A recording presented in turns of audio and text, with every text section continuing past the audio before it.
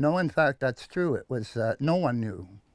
And we didn't even get the end of the script until, well, near the very last day that we shot that ending. So no one knew it was Axel.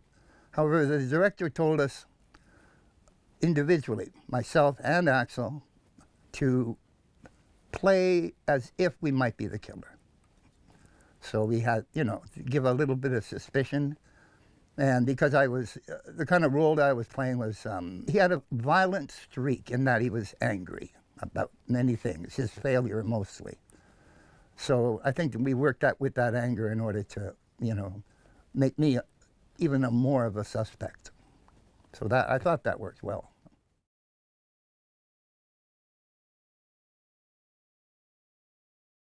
Oh, he went to university there. He tried, but I think he didn't even make his first year. So he came back a failure. He left this small town and he went off to find, himself. And he left his girlfriend, and Axel took his girlfriend. And so when he got back, he had nothing to show for his having been there. And he had lost his girlfriend and everything else. So, yeah, he wasn't a very happy camper. Well, the location was a real mine, which was no longer in use. I guess the funny thing is that when they found out that we were coming to shoot this thing, they looked at the mine and they thought, oh, it's so filthy and everything, we should clean it up. So they cleaned it all up. Of course, when they got there to shoot the thing, they had to dirty it all up again so it looked like a real mine. But the mine was a coastal mine, and meaning that it was 600 feet beneath the ocean floor, which meant it was a long way down. And it was a long way to try to get out, too, if we had a problem. So, yeah, we learned how to be kind of, pretend miners during the whole thing. Although we did go to a real mine. And we did spend some time with the miners, and we went to the face of the mine, which is the most dangerous part, obviously, where the drill is. And the drill is about this wide. It's humongous, and you're in a very, very tight space. So we got a pretty good idea of how these guys worked and also lived, And, yeah, so there was a little authenticity there since we did a little bit of research.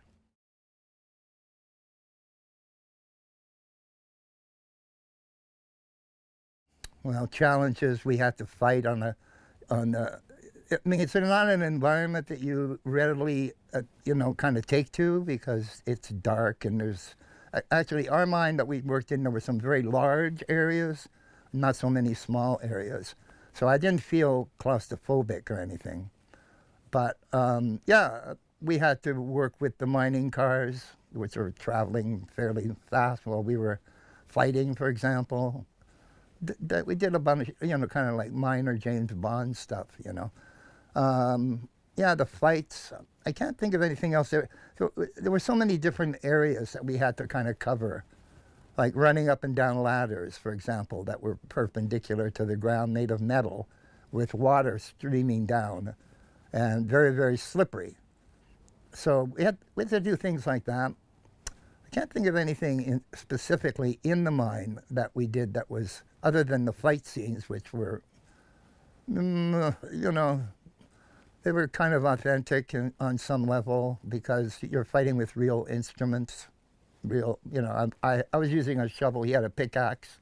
The thing is going down or uphill at about 20 miles an hour. It's an open coffin, basically, and yeah, and we're fighting on it. And I've never done that before, so these were all challenges that we had to meet. And of course, we had stuntmen who could do it a lot faster and better than us.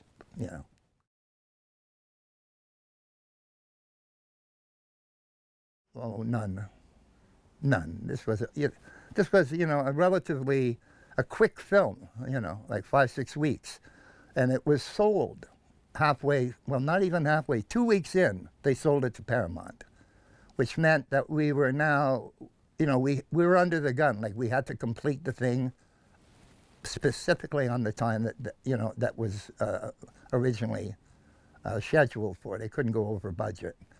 And I don't know what the budget was. I think it was 2.5 to 5 million, somewhere in there.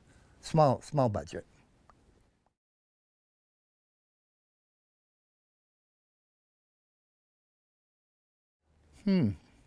That's a good question. Well, no, I can't think of anything actually. I thought everything was put back in.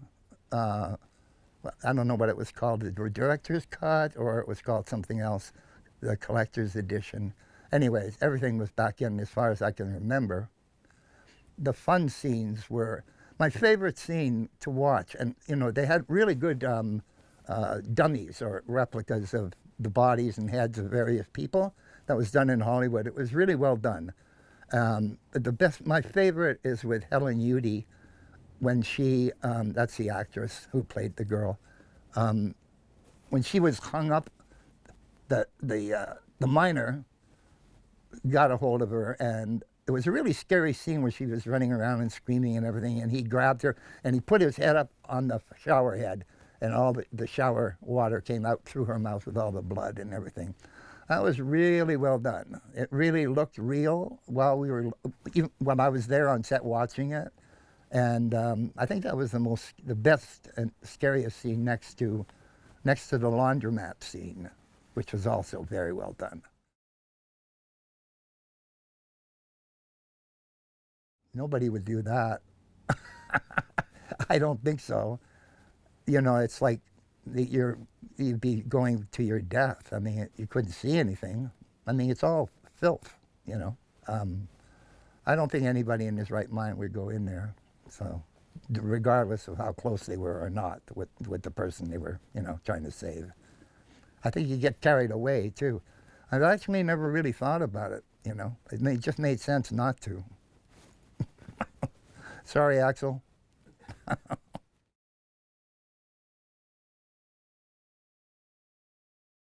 Money. The government gave out a whole bunch of money, and producers could make a whole bunch of money doing absolutely nothing, making any kind of movie, period. And then, getting paid for it, and then the thing would never see the light of day. I mean, they knew that. It was a very corrupt time. I did a major article on it for a major, the only major magazine that covered the Canadian film scene back then. And that was an issue for me. I was embarrassed by the schlock that people were doing at the time, and they knew about it too, and they didn't care. They were just there to grab the money from the government, and that was it. Anyway, that's water under the bridge now.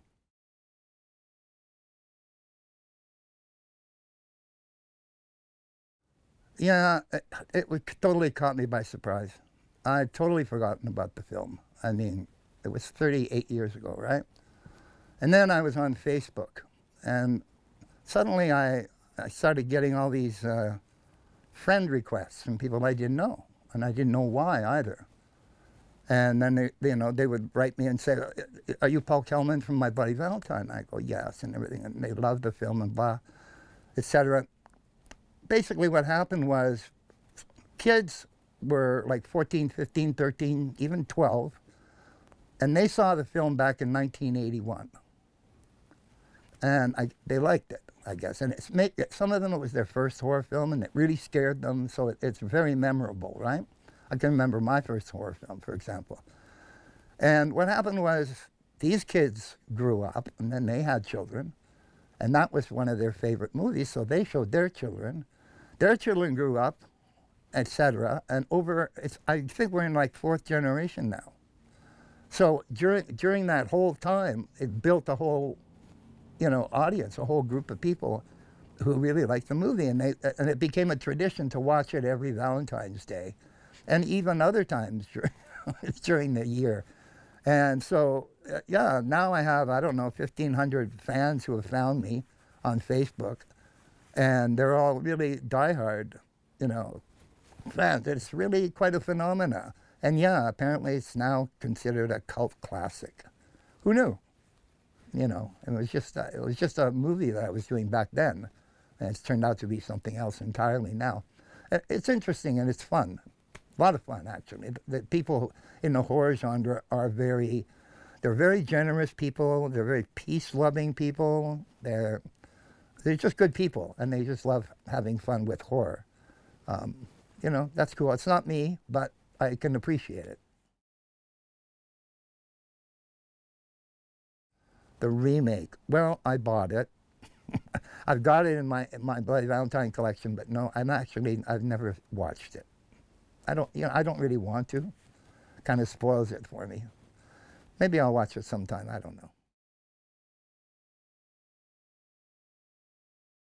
The three of us were very close friends because we'd also done a movie just prior to that, literally a couple of weeks before. Yeah, we became very close, and what can I say about Alf?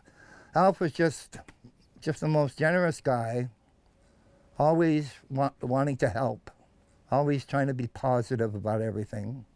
He was just a really good guy. It was just such a shame. I was inconsolable for a moment there when I heard it. I was so surprised. And same thing with Keith. We've lost quite a few members of the cast. Some were older, and now they're gone. Like the guy who played Chief Newby, for example, who's actually a famous Canadian actor. Both Keith and Alf and I, we were like the Three Musketeers, kind of. We had a lot of fun making jokes, and you know, they were both very comic actors, and I was in that movie just beforehand, which was also a comedy. So the three of us really, we were like the Three Stooges, really. Anyway, Alf was a great guy. He's sorely missed, and Keith too. I just turned 70, so it's I almost have survivor's guilt about them because they were so vital, those guys, you know, and now they're gone. It's sad, very sad. Yeah, I guess I think the success of the movie, I think, is important. Like, why? Because it was really almost almost amateur. The thing was, I think it was the quality of the cast and how much they poured all their energy into the thing. People were very serious about making that film. Part of it, I think, was probably because I was too serious, and I guess I set a certain tone. But the seriousness worked really well. You had all kinds of actors. Some who had 40 years experience in the biz. I'd only done maybe 5 films or 6 films. Some of them had never done a film before. Some of them had done 1 film before. Some of them had hardly done any acting before. So there was this huge range of super talent and amateur talent all put together. And somehow the mix really worked. Everybody really, really put their heart and soul into that thing. And I think it shows in the film. I think you see the camaraderie between the people, and you see both the innocence and maybe the need to trying to find your life and having fun, and you know, all the stuff that people do at that age. And I think that really worked for everybody. It was kind of authentic, you know. And I think that made the film the success that it is within that limited genre. Yeah, it was a good film.